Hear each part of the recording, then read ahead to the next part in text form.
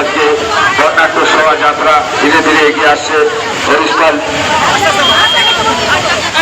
চৌকুচি থেকে ধীরে ধীরে এগিয়ে যাচ্ছে এবং ক্লাবের সদস্যরা আজকের এই বর্ণাঢ্য শোভাযাত্রায় অংশগ্রহণ করছে। কি নিয়ে কুচবিহারে সদর ক্লাব সমন্বয় সমিতি তৈরি হয়েছে, যেখানে শত শত ক্লাব তারা চেয়েছেন যে আমরা মাননীয় মুখ্যমন্ত্রীকে ধন্যবাদ কৃতজ্ঞতা জানিয়ে একটা মিছিল আমরা করবো মহালয়া।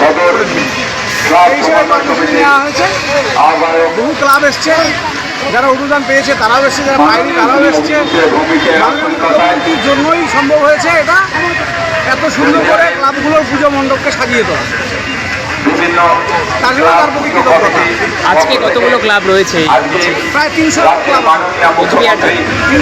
বন্দ্যোপাধ্যায়ের প্রতি কৃতজ্ঞতা শহরে এবং শহরে ধন্যবাদ জানাতে ঠিক আছে।